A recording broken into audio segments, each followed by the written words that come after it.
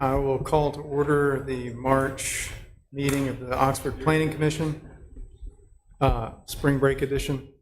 And those of us up here are the remnant, but we do have a quorum. We have Commissioner Logan and Commissioner Spraggins online. Commissioners, you have the agenda before you. Are there any changes or additions to the agenda? Hearing none, is there a motion to approve the agenda? So moved. Is it? There's a second. All in favor? Aye. Aye. Commissioner Spraggins? I heard her say aye. Okay, thank you. Are there any changes or additions to the minutes from the February meeting? If not, is there a motion to approve the minutes?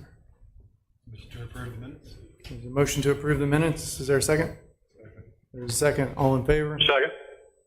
Aye. Aye. Aye. Thank you. There is one case, or Ben, do we have a? Well, the only thing I think is worth mentioning is we were scheduled for the Oxford Connect Summit, the Parks and Trails Master Plan that we've been working on. That was scheduled for the latter part of January, and it was rescheduled due to the ice storm. So those efforts will be picking up again in April 7th, 8th, and 9th. So you may see some information, you may receive direct emails to participate in certain functions. So just making you aware that we're really excited to have our team back and continuing the progress that we've already made. Sounds good. Yeah. And the consultants have been made aware of the changes to our canopy? Yes. Okay, great. Yeah. All right, there is one case on the consent agenda. Does anyone wish to speak on the consent agenda? If not, is there a motion to approve the consent agenda? Motion to approve. There's a motion. Is there a second? Second. There's a second. All in favor? Second. Aye. Aye. Aye. Thank you, sir. That takes us to our first public hearing, which is for case number 3326. Anne Marie Wyatt has filed a request for special exception as provided in section 3.9.5.2 studios districts permitted for property located at Old Taylor Road. Afternoon, y'all. Good afternoon. Okay, the subject property measures just over a quarter of an acre. It's on the east side of Old Taylor Road. If you're familiar with the Mark condominiums, it's a lot just above, just to the north of that. The applicant's requesting to reduce the existing non-conforming retail use at the site through the addition of a photo studio with some associated office space, which is allowable by special exceptions for the multifamily district. This mix of uses is going to require 10 parking spaces to satisfy the requirements of the Land Development Code. The requested change in use, the proposed expansion of the building, and the formalization of parking spaces are going to require site plan review, and they may require other site improvements, and there's a recommended condition out of this effect for staff's recommendation. The Land Development Code lays out the Planning Commission is empowered to grant special exceptions based on a finding that doing so will not adversely affect the public interest, or to deny such a request when it is determined not to be in the public interest. The applicant reasons in their application that the current use of the building is an appointment-only clothing store, and so the addition of an appointment-only studio is not going to be disruptive to the neighborhood surrounding this site. Because the current use of the property is a retail use which has not ceased for 180 days, it's a legal existing nonconformity, and because the change in use is going to reduce the amount of that nonconformity, then staff supports the mix of uses proposed. So staff is recommending with the 5 conditions listed in your report. Notably, the other one is that any future expansion of the nonconforming retail use is going to require rezoning of the property. Happy to answer any questions. Thank you, James. So the nonconformity is on a glide path to conformity? Is that what we're doing? We're working on it. Any questions? Questions online? None. All right. If there are no questions, is there a motion on case number 3326 for the special exception? Motion to approve, subject to the stated staff conditions. There is a motion to approve with the conditions. Is there a second? Second. There's a second. All in favor? Second. All right. Aye. It passes. Aye. Thank you. Thank you. All right. Excuse me. Next case is case number 3327. Greg Snyder has filed a request for site plan approval for Deer Park property located at Chrisman Drive and Ironwood Lane. All right, subject property is 13 acres. It was formerly part of Blackberry Hills PUD. As you'll will remember from earlier, this is the property that was taken out of the PUD, or sorry, rezoned, taken out of the PUD, and then a smaller piece of property rezoned and taken out of the PUD. Applicant is proposing to construct a new phase of the Rowendale condominium to be called Phase J. This phase would consist of 30 detached and 88 attached units, all 3 bedrooms. So the use of 3-bedroom detached is permitted in the neighborhood residential, and the use of 3-bedroom attached is allowed by special use. The application has been received by staff. We got the parking calculations in here. Applicant proposes 370, 56 of which are in 2-car garages beneath 7 of the townhouse complexes, which is inside of what would be allowed. As for landscaping, applicant has provided a landscaping plan that indicates parking lot trees, frontage trees, screenings, foundation plantings, and mitigation trees that all meet land development code standards. Tree mitigation, we have a tree survey that indicates that all significant and heritage trees on site are to be removed, which will result in a need for 843 2-inch caliber trees needed for mitigation. The applicant is proposing to plant all the trees back on site, with the majority of those making a dense screen on the north side of the property. For building materials, applicant has provided 3 variations of both the attached and detached products. Each uses a different mix of brick and hardy siding in different colors and orientations, as well as some small details to the fenestration for the primary facade materials. Engineering has provided comments related to access, water and sewer, and stormwater management, and staff recommends approval of the requested site plan for Phase J of Rowendale condominium with the 10 conditions that are listed. Thank you, Robert. Any questions from the commission? I have a couple of questions. If the engineer is here.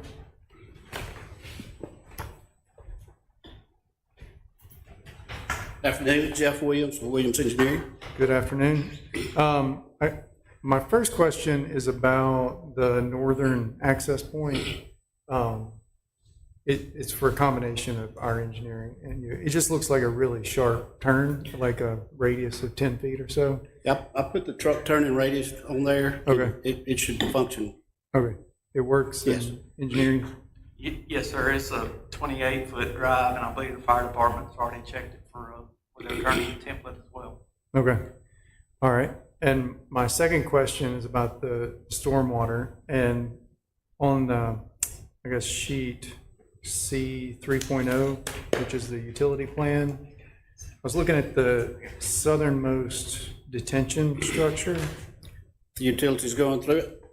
No, I mean, we can look at the stormwater plan, that's just the sheet that I was on, but I don't see an outlet for that detention structure. Yeah, you're talking about the one to the south. Yeah, So it will drain back to the northwest, almost west, and it ties into the 42-inch pipe. it does tie into that? Yeah. Because that has 2 outlets, so I didn't see that it tied into that. All right.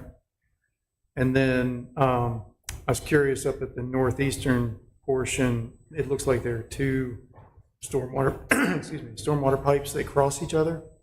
I'm sorry? So at the northeast, right around that entrance yes. we were just talking about, there's a line that comes from the north property line down and goes to that southern detention. And So then the reason for that was we've got about 8 acres coming from the property to the north. And after talking with Steve with engineering, he said it would be much better if we could just route that around. And we've got elevations to make sure it goes, they don't conflict with each other. Okay. But that it's the same thing for the pipe on the northwest side. There's 2 basins that come on. One of them's about 2 acres, the other one's about 8 acres. So we're rerouting that water all the way around the project instead of running it through the detention systems. Okay.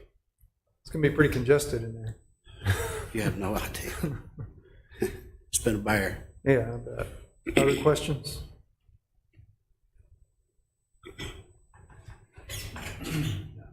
No. Any questions online? None. Anyone from the audience? All right. Is there a motion on case number 3327 for the site plan at Deer Park?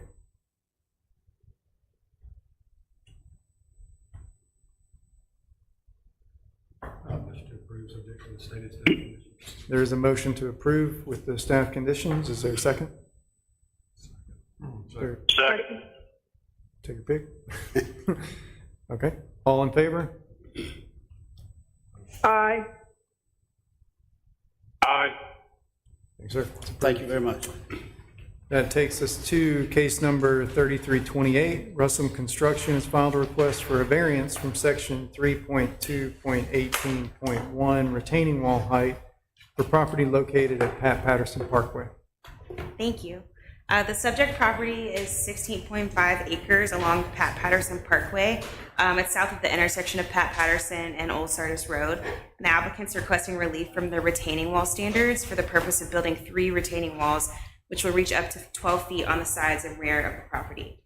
The proposed plan for the site includes 124 single-family detached residential homes on individual lots, and the plans are consistent with the requirements of the Housing Accelerator Overlay District standards, which are intended to assist in the creation of more single-family homes in Oxford.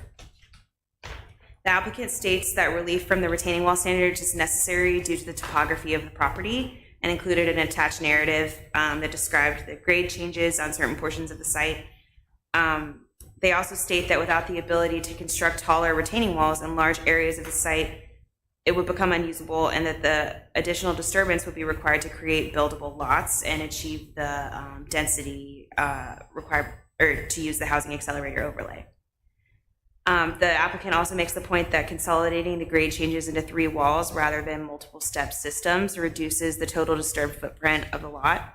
Staff agrees that there are topographical issues with the lot and accepts the applicant's explanation that the 3 taller walls are a less impactful solution than a lower but more terraced system, and staff finds that there's sufficient hardship to support a variance. For retaining walls of this height in other districts, so usually in commercial districts, for walls in excess of 6 feet, a landscaping plan with evergreen shrubs at least 4 feet in height at the time of planting are required.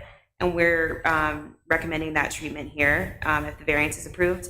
Additionally, given the proximity to the property line, the applicant must ensure that the site complies with the slope requirements between the proposed retaining wall and the property line. And that can be worked out at the time of site plan as well.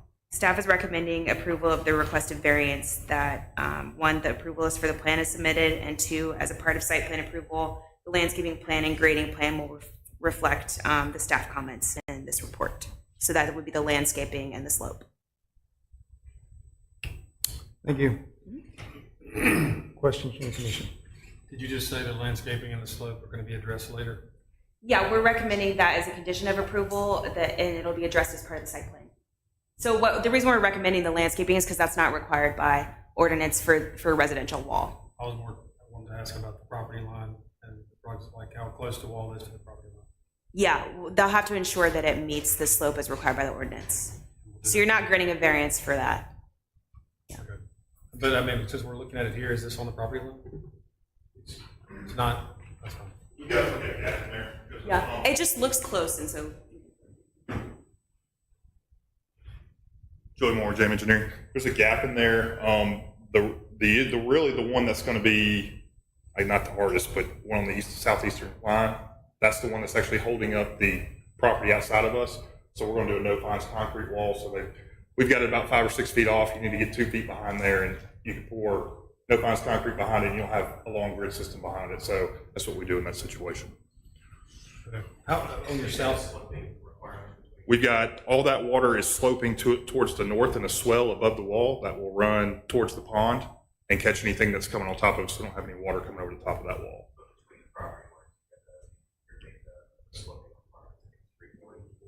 Oh, yeah. The top of the wall will be basically at the same elevation as the property line will be, and we'll slope in between with a swell, getting it going that way.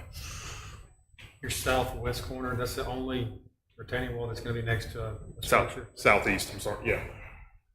West, so I'm talking about the southwest corner of the property. That's the only place the retaining wall is gonna be, well, I take that back, that's a red that I own, it's not the retaining wall, sorry. So, never mind. Yeah, with southeast, and the two northern lines, we've got them at. I was looking at the red line versus. I'm sorry, yeah, that's property line. Okay, all right. Good. Thank you. I've got a question. Joey. Okay. Any other questions for the board? Could you put up the first engineering drawing, the grading plan, C600? I guess, I mean, I'm taking the application a little bit literally, but Sure, about reducing the grading footprint? yeah, what's the undisturbed property there? The south portion, that little square right there, just kind of in the central on the south property line, that's really the only area that we're not touching. So, you know, we've worked with planning on this for a year and a half to try to get something that fits in this housing accelerator zone. So I can see why that's a little bit misleading, but that there is an area in there that we're not disturbing that would be disturbed if we put those walls, put the additional walls. That's like 2% of the site or something? Okay. All right. So it's more about fitting the density. Getting the for density up to meet the accelerator. housing accelerator zone. Okay. All Is right. really the case. That's clear. Any other questions?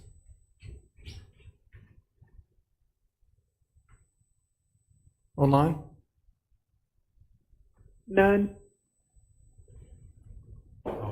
I guess I'll add for the record that the fact that the road is what's between the wall, that's a big deal to me. I think that's excellent planning, engineering. So And we'll landscape that, and then, you know, it'll look, keeping a house off the wall. yeah, we've had situations like that in town where we've got that, we're working on one right now, and I'm trying to fight against the developer doing that, I don't like that, but it's, we do what we have to, but this has, you know, been a team effort between us and the city, trying to get this thing worked out, so, I'm proud of it, we hope the city ends up being proud of it if we get the thing approved. All right. Any further comment? Anyone in the audience?